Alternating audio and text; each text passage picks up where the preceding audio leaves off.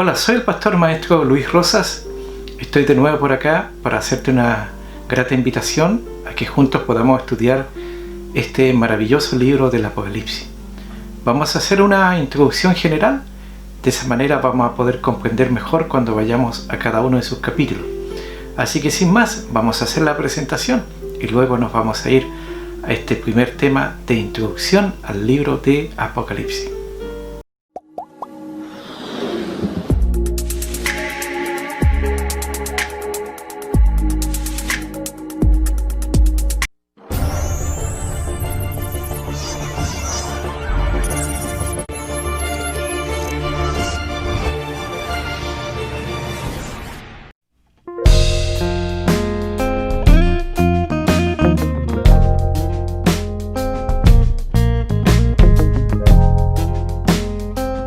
Bien, como les decía, vamos a estar estudiando este maravilloso libro del Apocalipsis. Voy a estar leyendo en Apocalipsis capítulo 1, del verso 1 al verso 3.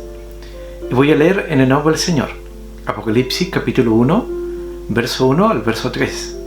Dice así: la revelación de Jesucristo que Dios le dio para manifestar a su siervo las cosas que deben de suceder pronto. Y la declaró enviándola por medio de su ángel a su siervo Juan, que ha dado testimonio de la palabra de Dios y del testimonio de Jesucristo, y de todas las cosas que ha visto. Bienaventurado el que lee y los que oyen las palabras de esta profecía y guardan las cosas en ella escritas, porque el tiempo está cerca. Amén. Bien, aquí acabamos de leer los 3 versículos introductorios a este gran libro. Y este libro nos habla que va a haber una pugna, una guerra, una colisión entre la luz y las tinieblas. Yo no sé cuántos de los que están escuchando son de las tinieblas o si son de la luz. Bueno, si usted es de la luz, usted ya sabe, ¿no es cierto?, que la luz de Dios erradica todas las tinieblas. Esto quiere decir que donde usted y yo vayamos, las tinieblas tienen que ser disipadas en el nombre poderoso de nuestro Señor Jesucristo. No sé cuántos pueden decir amén ahí al otro lado de la cámara. En primer lugar, vamos a ver el trasfondo del libro del Apocalipsis. Este libro es el último y consumador libro de la Sagrada Escritura. Su nombre en griego, en el original de Apocalipsis, significa quitar el velo y literalmente puede traducirse como revelación. El mensaje de Apocalipsis confirma con certeza el cumplimiento, escúchame bien, de todas las promesas de Dios. Por ello, este libro es la revelación de Jesucristo.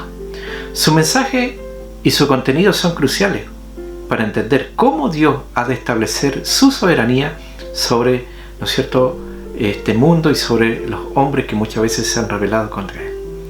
Nuestro Señor es revelado en el esplendor de su gloria, como ejecutor de los pactos y de todas las promesas de Dios. Él es el soberano, Él es el Jehová del Antiguo Testamento, Él es el Rey de Reyes y Señor de Señores. Esta es la visión majestuosa que el apóstol Juan, el autor humano del Apocalipsis, tuvo en el primer siglo. El estudio de este libro nos va a estimular, nos va a inspirar a servir y a recibir también la preparación necesaria para tener vidas limpias y consagradas, de manera que estemos listos para cuando el Señor vuelva a venir, ¿no es cierto?, por nuestras vidas. El propósito de este libro es histórico, ya que se relaciona con los primeros creyentes que por primera vez leyeron este mensaje. Durante la segunda mitad del primer siglo y en las generaciones siguientes, la Iglesia se vio sacudida por muchos conflictos y persecuciones. Y la lectura del Apocalipsis, la exposición de este libro del Apocalipsis, transmitieron a los primeros cristianos la confianza y la seguridad que el Señor estaba con ellos, tal como Él lo había prometido en Mateo 28:20, cuando Él dijo: he aquí yo estoy con vosotros todos los días hasta el fin del mundo. Amén. Cuando vemos los destinatarios, en tercer lugar, históricamente el libro Apocalipsis fue dirigido a las 7 iglesias que se mencionan en los capítulos 2 y 3 del libro de Apocalipsis. Por cierto, estas no eran las únicas iglesias que habían en ese tiempo o en esa región. Había muchas otras congregaciones como Hierápolis, Colosa, Magnesia, Tralles. De modo que Apocalipsis transmite un mensaje directo a cada una de las congregaciones o asambleas nombradas en Apocalipsis capítulo 2 y capítulo 13.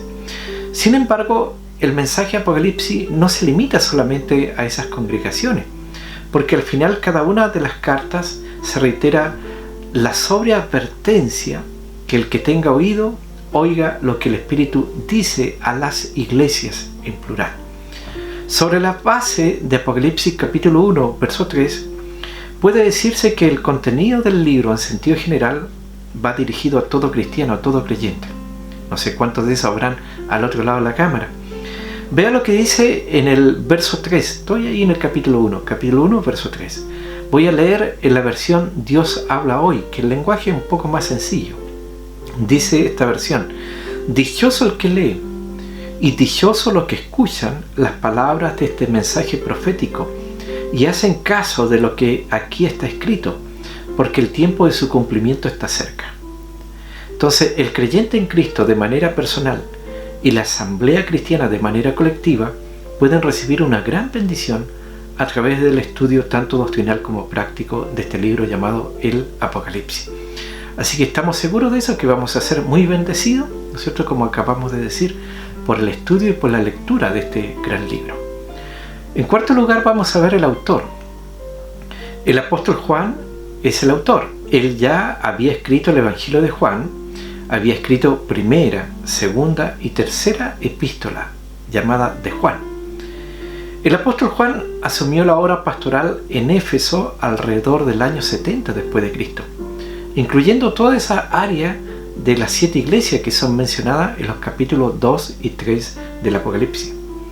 Después de la muerte y resurrección y ascensión de nuestro Señor Jesucristo, el Evangelio se expandió rápidamente y en todas partes surgían o aparecían pequeñas comunidades de cristianos. Y en poco tiempo la buena nueva de Jesús atravesó la frontera de Palestina y entró en los límites del Imperio Romano. Es decir, apareció ahí en Asia Menor, en Grecia, en Italia. Y unos 30 años después de la muerte de nuestro Señor, el emperador Nerón decretó la primera gran persecución contra los cristianos. El emperador romano Nerón había perseguido a los cristianos en Roma, pero la prueba de fuego que el apóstol Pedro había profetizado todavía no había empezado, todavía no había comenzado. Voy a leer en 1 de Pedro capítulo 4, verso 12. Así dice: amados, no os sorprendáis del fuego de prueba que os ha sobrevenido, como si alguna cosa extraña os aconteciese. Esto nos indica de que ser probado es algo normal en la vida de un creyente. Lo anormal es no estar siendo probado. Pero cuando el emperador Domiciano, ese que ascendió al poder entre el año 81 al 96 después de Cristo, él decretó una nueva persecución, y esta vez fue mayor y mejor organizada esta persecución. Domiciano torturaba a los cristianos para que abandonaran su fe. Y es al final del primer siglo, entre los años 95 y 96, en época de persecución, cuando probablemente se escribió este libro llamado el Apocalipsis. Domiciano, este emperador, fue un asesino a sangre fría, como nunca se ha encontrado en las páginas de la historia. Él promovió la adoración al emperador y todos sus anuncios lo empezaba de esta manera, diciendo: nuestro Señor y Dios Domiciano ordena. Y toda persona que hablaba con él debía llamarle Señor y Dios. Él fue muy riguroso en su tratamiento tanto con los judíos como con los cristianos, y bajo su decreto el apóstol Juan tuvo que ir al exilio ahí en la isla llamada Patmos, una isla rocosa de unos 15 kilómetros de largo por 10 de ancho, allí en el mar Egeo. Allí Roma tenía un campamento penal donde los prisioneros eran forzados a trabajar ahí en las minas que había en ese lugar. Y fue allí, en ese desolado paraje, que Juan recibió las visiones que forman el libro del Apocalipsis. Y lo escribió por ahí por el año 95 después de Cristo. Ahora, en quinto lugar, cuando vemos el carácter del libro, este libro del Apocalipsis es un libro único, con características que deben notarse. En primer lugar, es profético. Es un libro de profecía. El mismo libro lo dice en el capítulo 1, en el verso 3. Yo voy a leer en la NBI ahora. Capítulo 1, verso 3 dice: dichoso el que lee Y dichosos los que escuchan la palabra de este mensaje profético y hacen caso de lo que aquí está escrito, porque el tiempo de su cumplimiento está cerca. Entonces este es el único libro profético del Nuevo Testamento en contraste con los 17 libros proféticos que hay en el Antiguo Testamento, tanto los profetas mayores como menores. También en cuanto al carácter de este libro, es un libro cristocéntrico, porque es la revelación de nuestro Señor Jesucristo y no simplemente un programa profético. En el capítulo 1, nuestro Señor Jesucristo es el sacerdote rey resucitado. En el capítulo 2 y 3, nuestro Señor examina a las iglesias o a sus iglesias. En el capítulo 4 y 5, nuestro Señor recibe adoración y alabanza y recibe el título de propiedad de la creación. En los capítulos 6 al 19, nuestro Señor juzga el mundo y vuelve en gloria. Y en los capítulos 20 y 22, Él reina en gloria y poder. Entonces, este libro del Apocalipsis nos muestra la historia, que la historia del mundo, la historia del universo, la historia del Apocalipsis y la historia de Cristo.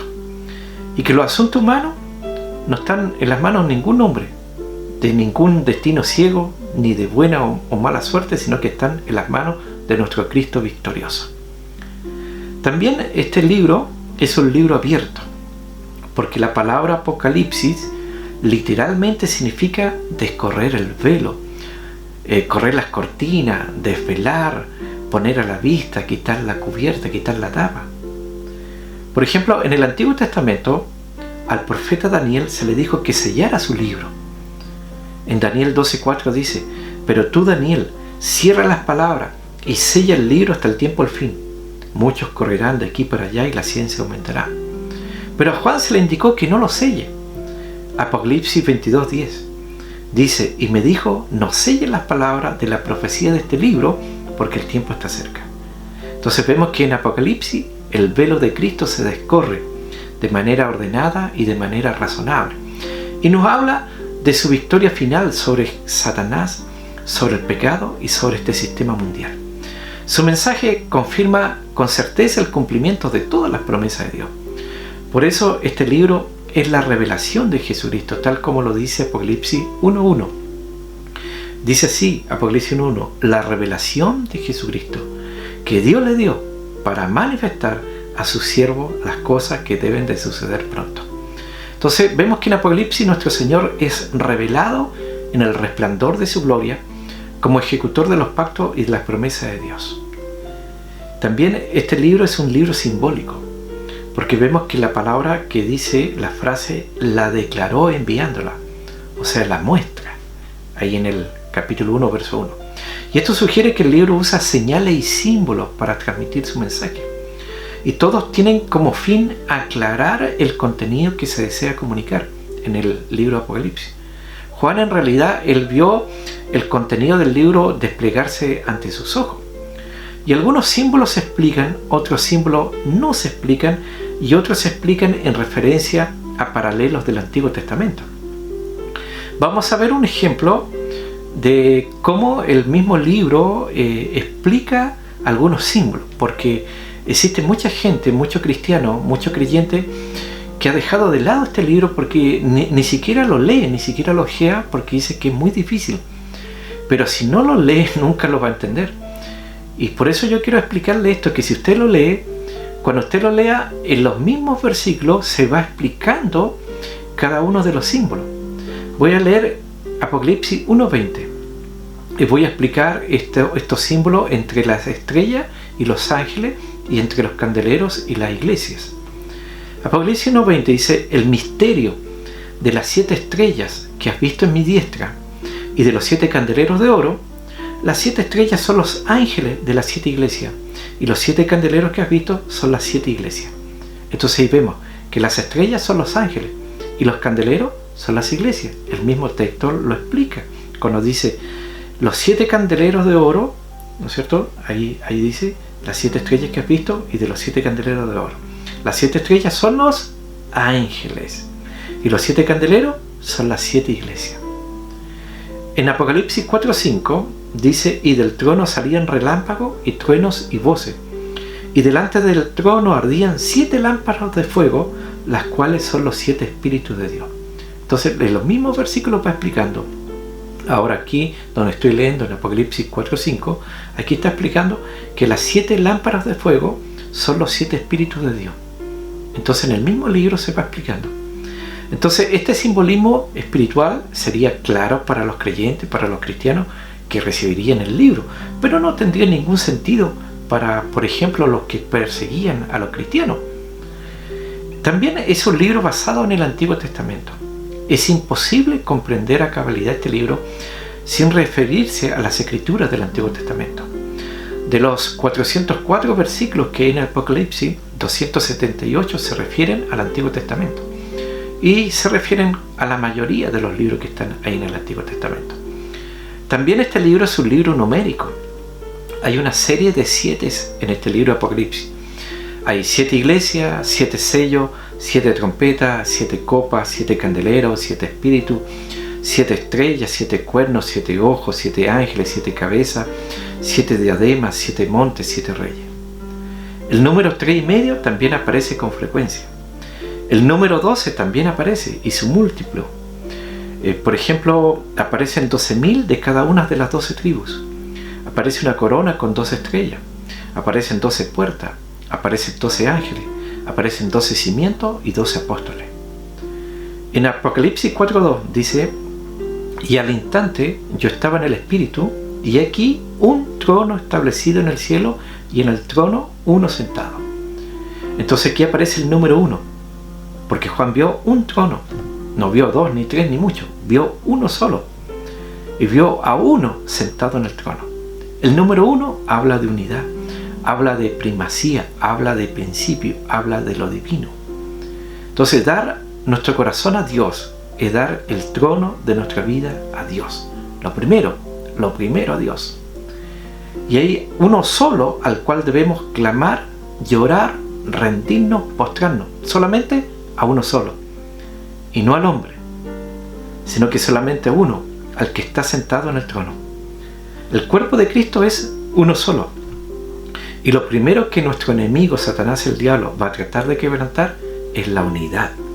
Entonces usted sabe que hay cosas que Dios aborrece, y de esas cosas que Él aborrece, que son 7, una de ellas es el hermano o la hermana que provoca divisiones o que provoca rencilla, peleas entre los hermanos. Porque se quebranta el orden de unidad. Por eso lo primero que Juan ve en el cielo es unidad.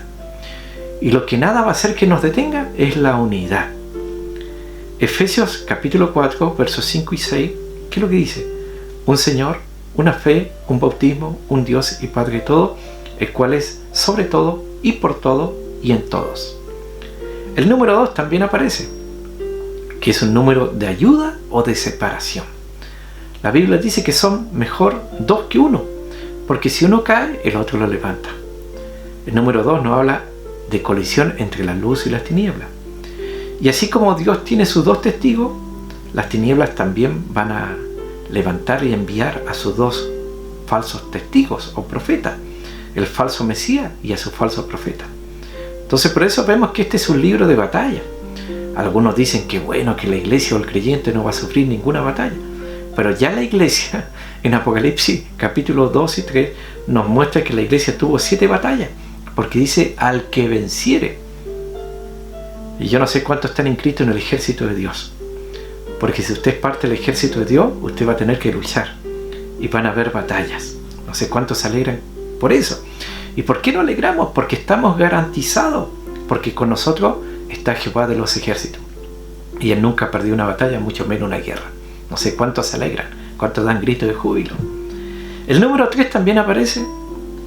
En Apocalipsis 16:13 dice: y vi salir de la boca del dragón, y de la boca de la bestia, y de la boca del falso profeta, 3 espíritus inmundos a manera de ranas. Aquí está la antitrinidad, en Apocalipsis 16:13. Entonces el número 3 no habla de perfección divina en lo espiritual, pero puede ser del lado de la luz o del lado de las tinieblas. Del lado de las tinieblas, el diablo siempre ha querido manifestar su Trinidad, y de pronto va a querer tener un hijo, así como el Padre tiene un hijo. Así Satanás va a tener un hijo, el anticristo. Y también, ¿no es cierto?, va a tener a su profeta, el falso profeta, el anti-Juan el Bautista. Ese es el falso profeta. Este también es un libro universal. Apocalipsis enfoca el mundo entero, porque Juan ve naciones, pueblos y multitudes. Este libro describe el juicio de Dios sobre todo el mundo. Y también se ve su creación de un nuevo mundo para su pueblo. Voy a leer en Apocalipsis capítulo 10, verso 11. Y él me dijo, es necesario que profetices otra vez sobre muchos pueblos, naciones, lenguas y reyes. Este libro también es un libro majestuoso. Es el libro del trono, porque desde el capítulo 4 de Apocalipsis hasta el final, hasta el último capítulo, leemos acerca del rey y su gobierno. La palabra trono aparece 44 veces en Apocalipsis. Rey, reino o gobierno aparece alrededor de 37 veces. Poder y autoridad aparecen unas 40 veces. Entonces vemos a Cristo en Apocalipsis como el soberano del universo, rigiendo desde su trono celestial. ¿Cuántos pueden decir gloria a Dios? Aleluya. También es un libro compasivo. Por eso muchos a veces no quieren ir a este libro, no, un libro de juicio. No, este es un libro compasivo. Por todo el libro vemos los sufrimientos del pueblo de Dios y vemos la compasión del cielo por el pueblo de Dios en la tierra. Por ejemplo, en el capítulo 1, verso 9, Juan estaba en el exilio, ahí en la isla de Patmos. En el capítulo 2, verso 13, Antipas es martirizado. En Apocalipsis 2.10, la iglesia de Esmirna enfrenta prisión, encarcelamiento. Y en el capítulo 6, verso 9 y 10, las almas debajo del altar, ¿no es cierto?, que han sido decapitados por el juicio vengador de Dios. Entonces, ahí Dios demuestra toda su compasión. También, Apocalipsis es un libro culminante. Apocalipsis es el clímax, es el punto más alto de la Biblia y muestra el cumplimiento del plan y del propósito de Dios para con el hombre y para con el universo. Apocalipsis bosqueja el programa de Dios para la historia humana. Lo que empezó hace siglos en la primera creación se completará finalmente en su nueva creación. Entonces, este es un libro que hay que leerlo porque es un libro con bendición. Aparece la palabra bienaventurado, que en el griego es Makarios. Entonces, la palabra bienaventurado en nuestro idioma también significa dichoso o feliz. No la utilizamos mucho actualmente. No creo que usted va a un cumpleaños y le dice bienaventurado cumpleaños. No, usted le dice feliz cumpleaños. O al año nuevo tampoco dice bienaventurado año nuevo. No, usted dice, ¿no es cierto?, feliz año nuevo. Pero me entiende, yo creo, lo que estamos hablando. Apocalipsis 14:13 dice, y oí una voz que desde el cielo me decía, escribe, bienaventurado de aquí en adelante los muertos que mueren en el Señor. Bienaventurado, dichoso o feliz de aquí en adelante los muertos que mueren en el Señor. Sí, dice el Espíritu, descansarán de su trabajo porque sus obras con ellos siguen. Y este libro, para ya ir terminando, es comparado con el primer libro de la Biblia. Yo creo que usted lo sabe. No se ponga a adivinar, por favor, cuál será. El primer libro de la Biblia es Génesis. Y en Génesis se describe el primer Adán con su esposa ahí en el huerto del Edén, reinando sobre la tierra. Y en Apocalipsis se describe al postrer Adán, a nuestro Señor Jesucristo, con su esposa, la iglesia, reinando sobre todo el universo. Qué tremendo, qué maravilloso. Qué lindo estudiar la Biblia de esta manera. En Génesis Dios creó el sol, la luna, el día y la noche. En Apocalipsis se nos dice, en el 22:5, no habrá allí más noche. Y en el 21:23 Apocalipsis dice, la ciudad no tiene necesidad de sol ni de luna que brillen en ella, porque la gloria de Dios la iluminan y el Cordero su lumbrera. Qué maravilloso y qué lindo. En Génesis el árbol es negado al hombre pecador. En Apocalipsis, en cambio, el árbol de la vida da cada mes su fruto y las hojas del árbol eran para la sanidad de las naciones. En Génesis el hombre oye decir a Dios, maldita será la tierra por tu causa. En cambio en Apocalipsis el hombre escuchará decir a Dios y no habrá más maldición. Ahí en Apocalipsis 22, verso 3. En Génesis Satanás aparece para atormentar al hombre por un tiempo. En Apocalipsis Satanás desaparece para ser el mismo atormentado para siempre, eternamente. En Génesis la tierra antigua es castigada mediante un diluvio. En Apocalipsis la nueva tierra será purificada mediante el fuego. En Génesis el primer hogar del hombre estaba junto a un río Y en Apocalipsis, el hogar eterno del hombre también estará junto a un río. En Génesis, el patriarca Abraham lloró por la muerte de su esposa llamada Sara. Pero en Apocalipsis, los hijos de Abraham verán cómo Dios mismo le seca las lágrimas de sus ojos. ¡Qué maravilloso! En Génesis, Dios destruye una ciudad terrenal, la impía Sodoma. Pero en Apocalipsis, Dios presenta la ciudad celestial, la nueva Jerusalén que desciende del cielo. En Génesis termina con un creyente en Egipto yaciendo en un ataúd. En Apocalipsis termina con todos los creyentes en la eternidad reinando para siempre. En Génesis, ¿se acuerda cuando Abraham iba a sacrificar a Isaac? Isaac preguntó: ¿y dónde está el cordero? Y en Apocalipsis le responden en el 22:3: el cordero reina. En Génesis, Satanás pronuncia la primera mentira, pero Apocalipsis 21:27 dice que nadie que mienta entre en la ciudad. Entonces Apocalipsis por eso bosqueja el programa de Dios para la historia humana. Lo que empezó Dios hace siglos en la primera creación se completará finalmente en la nueva creación. Y lo último que quiero decir para ya rematar esto es que Apocalipsis, como es la consumación de la Biblia, tiene todas las doctrinas.